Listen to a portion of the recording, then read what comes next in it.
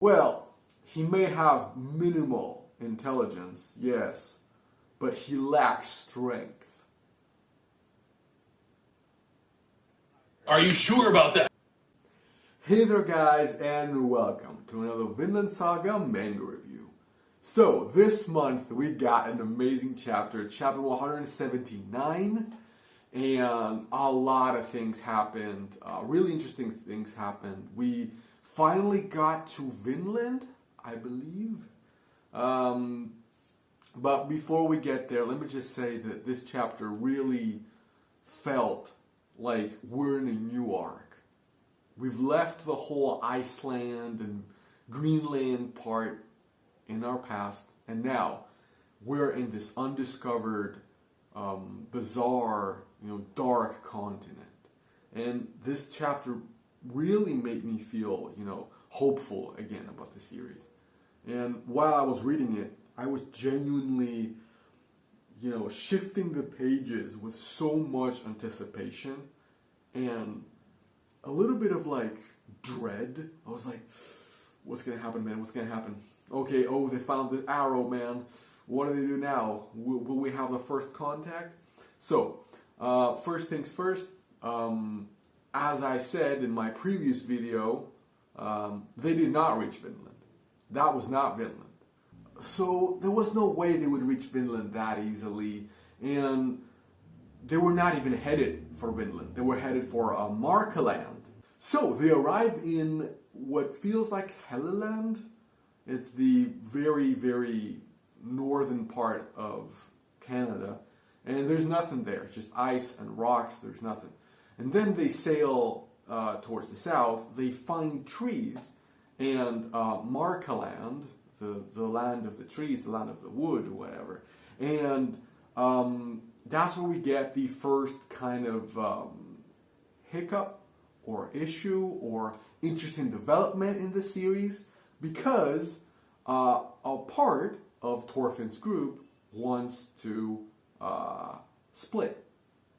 Before we get there, though, we have some amazing panels with Torphin and Einar exploring the land and climbing some rocks, and just this feeling, it gave me so much a feel of like farmland arc, because we haven't seen Torphin and Einar together in such a long while, just doing something on their own and interacting with each other. And in general, this chapter was very Torphin focused. And I loved that. It was razor focused on our protagonist and only the characters that mattered for the events that transpired, right?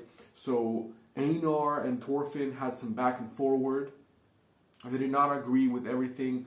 Some of the settlers seemed to be kind of, sick of all the traveling, all the journey with the boat, and they want to they just want to settle, and that's when a group of people suggest that no, we stay here in Markaland. There is some pasture, there are some trees to chop down and make houses or whatnot, and we can have our sheep here. It's gonna be great. And I guess that's the first time we see this split between the settlers. Einar tries to reason with them, but then kind of realizes, whoa, these people are not, farmers, really. And we do have the first clash, because it wasn't really a clash between Einar and Torphin, right? Because Torphin is like, fine, how many people do you wanna stay here? And Einar explodes. He's like, what, are you crazy? You're supposed to persuade them, So again, we have some interaction, we have some back and forward, we have some meaningful decisions being made, and that's great. And now about this decision, okay, it could really go either way. I think it was the right decision to make, because Torphin said, listen, we need to have a secondary base that's up more towards the north, because they don't know how far south they're going to travel. So instead of going from their southernmost settlement all the way back to Greenland, they can have a small trip to the secondary, settlement in Markaland, and then, leave for Greenland. And that's a great idea. He does offer some really good arguments. Torphin says, what if we get sick? What if we, and I guess, what if they lose some of the ships? Maybe it's good to divide some of the ships, and there is a possibility that they would lose their way if they traveled south and then attempted to journey back to Greenland, from there. But that does present some interesting questions, and it could play out in a couple of ways. The characters finally agree with what Torphin says, and finally 13 people decide to stay. So we have 9 men, 3 women, and 1 child, I believe. Some were, I think, I counted them when they were saying farewell, and I think that was the number. So, I don't know about that. I don't know about that. Because as a rationale, as a way of thinking, it does seem rational. It does seem logical. But on the other hand, you're just living 13 people in the middle of nowhere. What if they get attacked what if they get attacked by wild animals? What if some of them get sick after you leave? What if you've left that one ship with the rats, and that one ship is the one that they left in Markaland? And before they know it, these settlers are sick and dying. What do you do then? And here's the thing. It makes more sense to have established the southernmost colony first, and then establish the secondary one, because right now, these guys in Markaland, even if they want to sail towards the south and find Torphin, they can't. They don't know how far south or how deep within the mainland these settlers will travel in. Unless they settle right there on the beach, which they won't. How is this secondary group in Markaland supposed to find Torphin and the others in case of an emergency? They can't. So I don't know about that. What if they had brought some of them towards the south, where they could map and see, okay, this is where they are, and then sail back to Markaland to leave some of these guys, and be like, okay, now you know where we are, we know where you are, just in case anything happens, whatever. So this settlement, this secondary settlement, can go either way. It can either be a blessing, it can either be the safety net that these settlers need, that the rest of the settlers need, in case they're chased by the natives, in case some of the ships shipwreck or are burned, by the natives. We know there is at least one ship left with the Markaland group. So worst case scenario, this secondary group in Markaland can actually come to the rescue and pick them up, with their one remaining ship. So it could be a blessing, and they could provide resources, or they could provide, wood or whatever. It may work perfectly to the settlers' advantage, but there's a good chance, a significant chance, that they die. That at some point, Torphin is like, hey, let's check up on these guys in Markaland. And they arrive and they're like, oh, they're all dead. They all went sick, or they were attacked by natives. who lived further in, the mainland, or they were attacked by wild animals. We don't know. Like, there's a good chance we're never going to see these guys again. And it's going to be a really dark moment. If this happens, it's going to be really dark. Can you imagine, like, Torphin needing supplies or needing help, and like, okay, let's contact them back in Markland, only to arrive and find corpses? That will be crazy, So it can go either way. It can either benefit them a lot and save them, or it can be the doom for these 13 individuals. Because like 13 people, man, that's so few. Like, what happens if they get sick or if someone gets injured? It's crazy. So anyway, so apart from that, so they continue moving southward in order to find, pastures, in order to find, fields and places where they can grow wheat. And again, I love the focus on the exploration and how dark and grim this chapter feels. Like, this is not a happy chapter. Like, they do finally reach Vinland, but the weather is always dark. It's always cloudy. Like, there are some really dark colors, and I like that. And not only that, we finally left the place of safety. Because in the entirety of the Vinland Saga Manga, the only arc where you knew nothing is going to happen to Torphin and the gang, they are perfectly safe. The only time it was in the previous arc, it was in the preparation arc where you were in Iceland and Greenland. You knew nothing was going to happen. They're perfectly fine and safe and preparing to go to Vinland. That safety is gone. Is gone now. You feel like, oh my God, are they going to be attacked at any moment? You could see some bears in the distance. Are they going to be attacked by wild animals? Where are the natives and everything? It's great.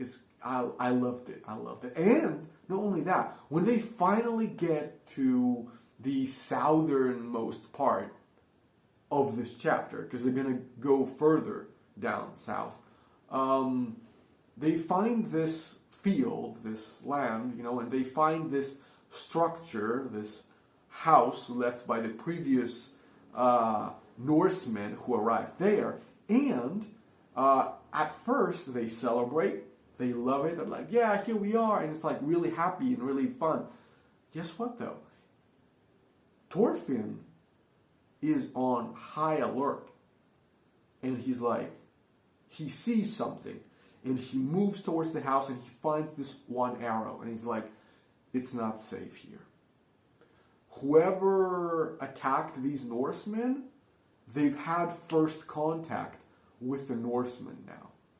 And this ended in battle. So, there's a good chance the moment they spot us, they immediately attack, because they've had the first contact. And that's really important.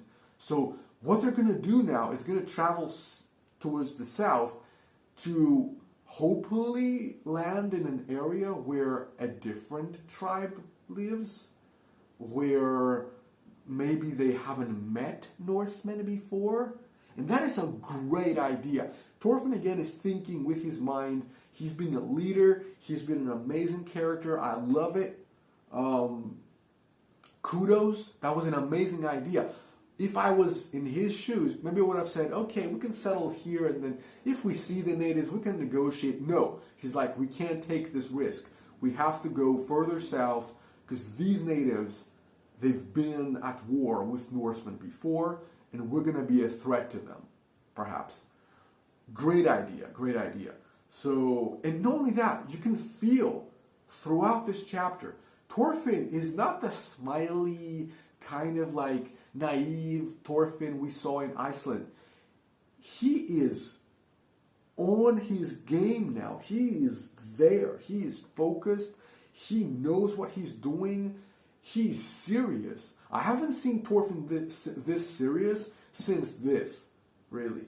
He's so serious. He doesn't smile. He looks carefully. He analyzes, the surroundings. That's just great.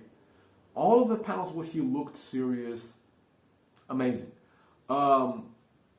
And I like that.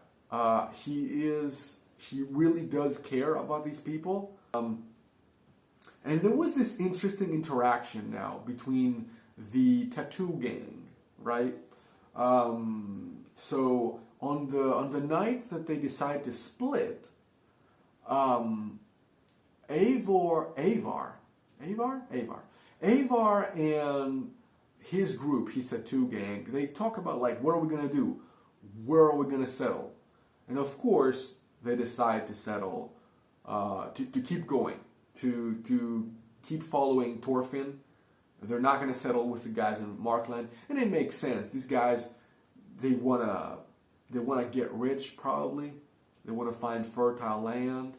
They don't wanna be shepherds again. They were shepherds back in like a Halfdan's farm, so.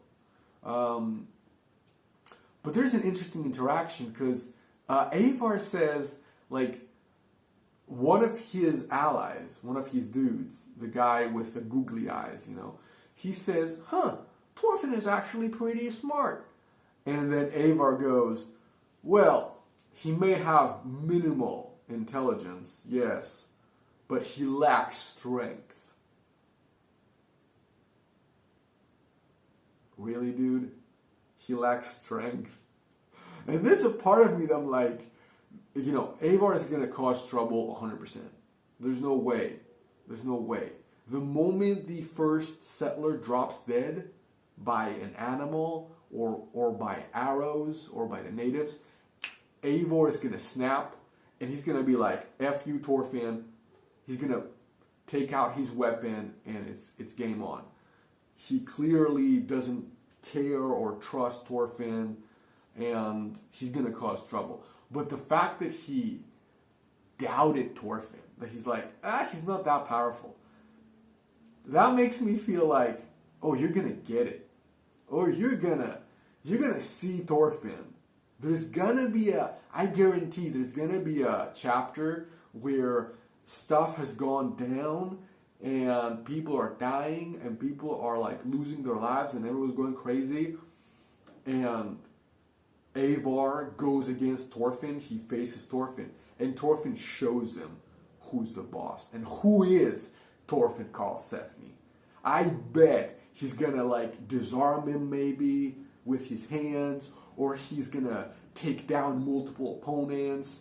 I bet there's gonna be a moment when Torphin will show Avar how strong he really is. And really, dude, Torphin is not that strong? Come on. Again, amazing chapter. That's the feel I wanted. And I do think that in the next chapter, we're going to finally settle somewhere, right? Are they going to encounter issues? Because it seems like they're starting to get, things are starting to get difficult.